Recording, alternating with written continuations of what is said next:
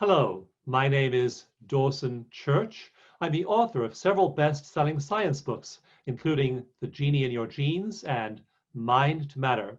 I'd love to share with you today about how your mindset affects your wealth. Now, when I was growing up, I didn't believe that mindset had anything to do with wealth.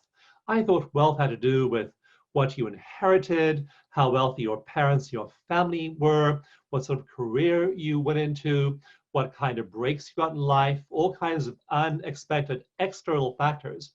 What I've come to realize, though, is the biggest single influence on your level of wealth is this thing right up here inside your skull. Your brain, your mind dramatically affect your level of prosperity. I had a powerful example of this during the very early days of the 2020 coronavirus outbreak. As you remember, those orders came down for sheltering in place. People weren't allowed out of their homes. They had to stop everything except non-essential travel. And so in the town in Northern California where I live, it was sad because so many businesses that relied on foot traffic just closed up. Barbershops closed up, restaurants closed up, boutique clothing stores closed up. And I remember taking a walk down Main Street a few weeks into the pandemic and looking at all these sad looking closed storefronts. One of them really was touching to me because outside the door, the dining room of this pub, was a hand lettered cardboard sign. I looked into the window and all of the chairs were on top of the tables, the dining room was closed, and this hand lettered sign said, "So long, it's been wonderful serving our community for the last 31 years. We don't see light at the end of this particular tunnel, so we're closing for good." And this was from a business called Murphy's Pub. And I was so sad that 31 years of Murphy's Pub making it through recessions and crises and social upheaval.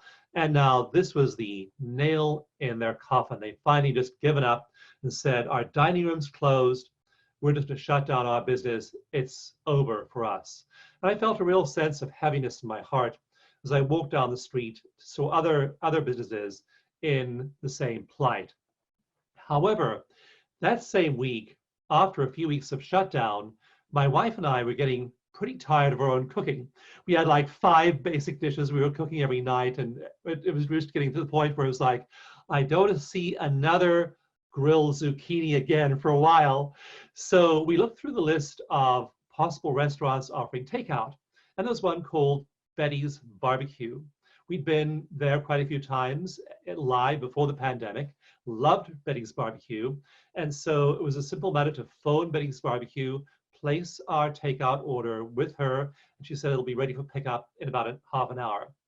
We then drove to Beddings BBQ, and then there's a table in front of the dining room. Again, the dining room was closed, table in front there with bags with everyone's order, and you just walked up there, picked up your bag, and left. But Betty was there behind the table. And so I thought I would just have a brief chat with her and see what was going on. And I asked her how business was doing. And she said, "You won't believe this, but our volume is actually the same as it was before the crisis closed our dining room. We're now doing so well with takeout." And I thought about starting a takeout business for years.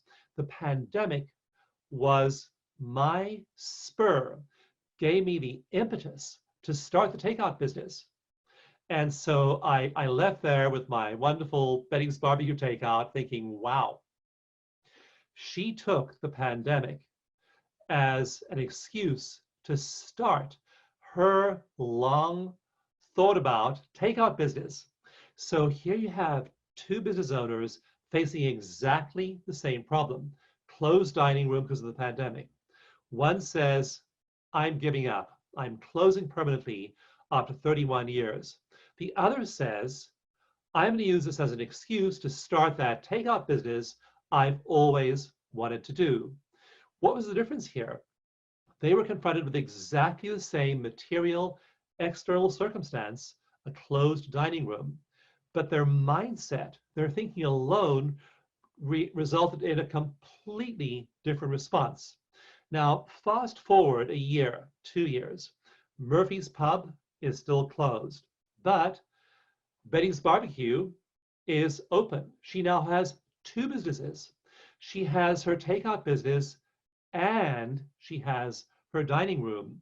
So she actually winds up even more prosperous after the pandemic than she was before.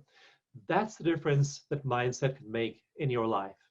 I teach a workshop called Tapping Money Miracles, and you'll hear lots of stories in my workshop about just how people used mindset alone, thought alone, belief, consciousness, the stuff inside your brain, to actually shift their material reality. There's one story in my book, Mind to Matter, about how two men both created $1 million through their intentions, through their mindset. So believe me, there's an enormous amount you can do simply by changing what happens in here. When you change what happens in here, like the difference between Murphy and Betty, big changes happen out here in the outside world. So please do join me for my Tapping Money Miracles workshop. I'll give you lots of examples. We'll tap away all the obstacles you have to your success.